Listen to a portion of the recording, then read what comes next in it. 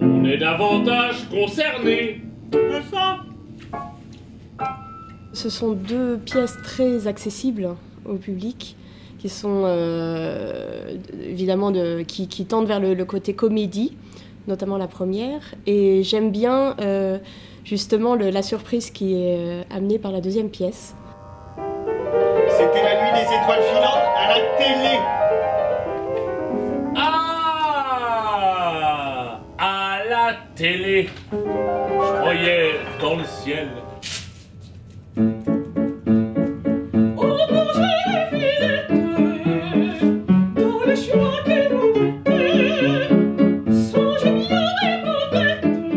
C'est un parti pris que la Péniche a depuis longtemps, c'est-à-dire de mettre en rapport des œuvres du répertoire avec soit des œuvres inconnues ou soit des créations contemporaines.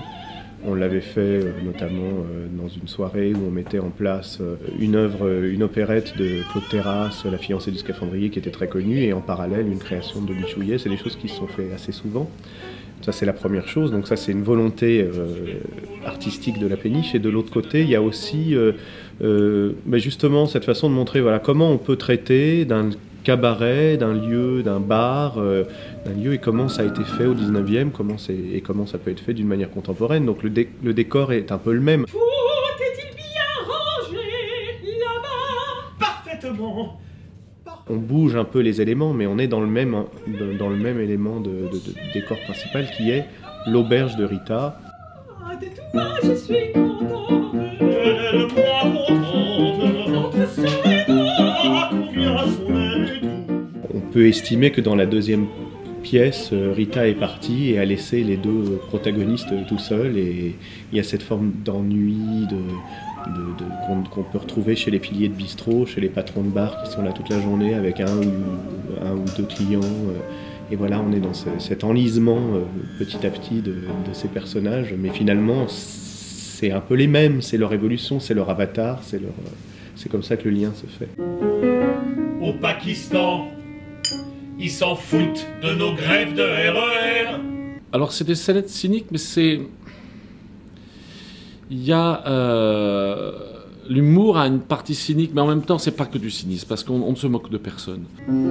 Et nous, pareil, on s'en fout de leurs attentats.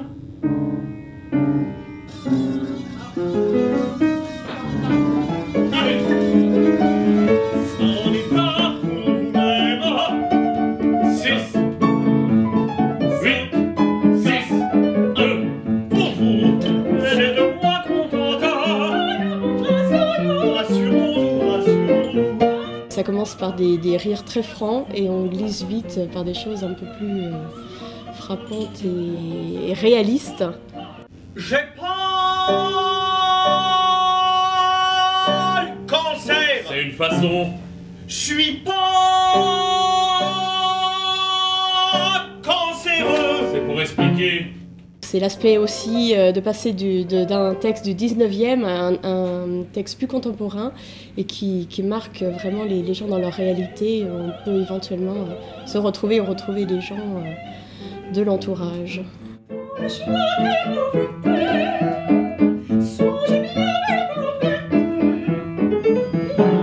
S'il recule l'âge de la retraite, alors qu'il recule l'âge de la naissance, sa bonne humeur m'enchante. Rassurons-nous, je suis de toi contente.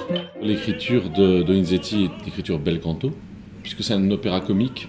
Le texte doit être là, vraiment. En plus, on est à quelques mètres des gens, donc c'est très important que le texte soit là. Tout le travail est fait quand même sur le sens, le texte. Et avec Vincent Bouchon, on est dans un espèce de récitatif, beaucoup plus proche du parler, mais lui-même demande à ce que ça soit très chanté.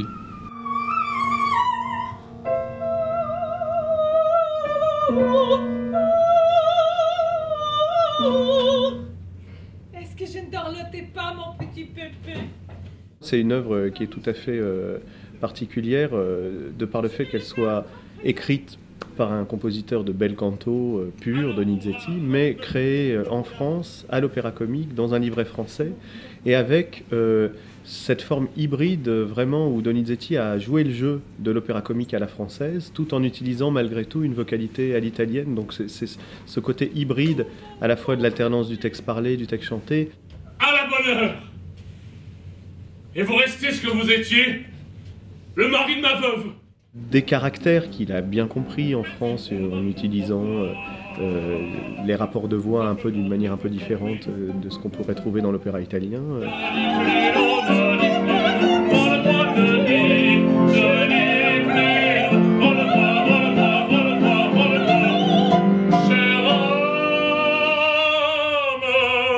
Le sujet de Rita, c'est quand même la violence conjugale.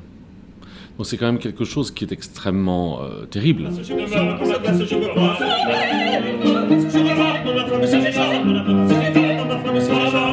Donizetti en traite avec humour, voire légèreté, ce qui est assez étonnant quand même. Ce qui pourrait paraître une espèce d'humour assez contemporain en fait.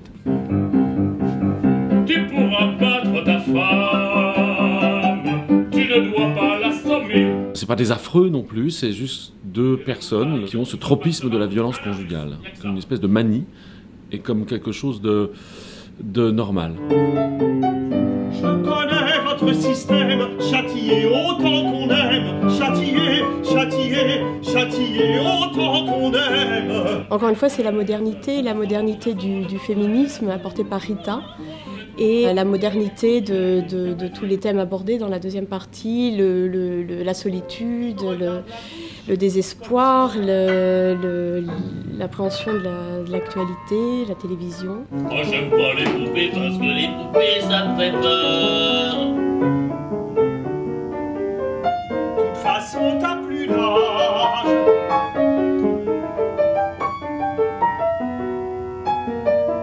Vous ne devriez pas faire boire votre maman.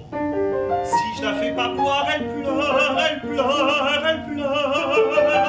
Il y a un passé, il y a une réflexion, il y a une vérité, il y a une sincérité. Même dans l'humour un peu comme ça, un peu décalé, un peu cynique, il peut y avoir. La neige descend doucement par rapport à la pluie qui fonce comme une connasse. C'est très percussif. Déjà, ce qu'il faut savoir, c'est que le piano est préparé. Donc il y a des notes qui tiennent, il y a un accessoire dans le piano aussi qui fait un aspect de résonance particulier, qui est voulu par Vincent Bouchot, le compositeur. Et effectivement, ça peut être très percussif, ou alors aussi dans certains endroits très mélodique. Et je trouve que l'écriture pianistique est vraiment très agréable à jouer et inspirée de beaucoup de compositeurs de piano. Notamment, je pense à des influences de Debussy, Poulenc. Voilà, donc en plus d'être une musique qui me parle, c'est très agréable à jouer. Le travail avec la péniche, il vient de la proximité. Astro, Keno, Bingo, Banco. C'est qu'on est parfois à 1 mètre du premier spectateur. Ça veut dire que notre travail, c'est un travail sur l'expression. C'est-à-dire qu'à moins d'1 mètre, si on a le moindre blanc dans le regard, le moindre question, ça se voit. Donc on est obligé de tout jouer. C'est un travail de jeu constant. Il n'y a pas un moment donné où la vocalité suffit.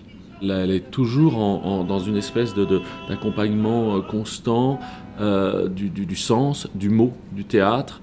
Et Mireille Laroche fait travailler là-dessus. J'ai gagné, quel malheur. J'ai perdu, quel bonheur. J'ai perdu le bonheur, caché dans mon cœur, par la mort épargnée. À moi-même, mon Dieu. J'ai le besoin de signer, de bien jouer, j'ai gagné. Choisis mon trépas. Choisis mon trépas. Choisis mon trépas.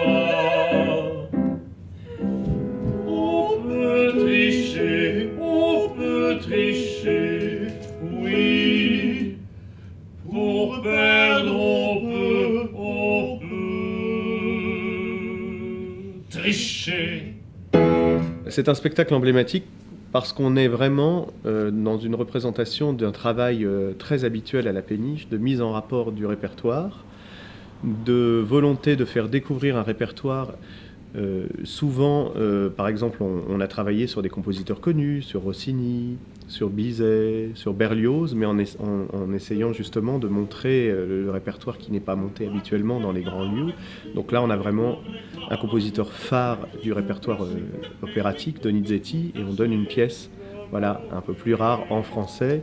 Et sa mise en perspective avec une création contemporaine, c'est vraiment... c'est tout à fait représentatif du travail de la péniche depuis ces 30 dernières années. Moi je suis veuf, sans que ma femme ait rendu l'âme. C'est bien plus neuf, c'est bien plus neuf, c'est bien plus neuf, c'est bien plus neuf.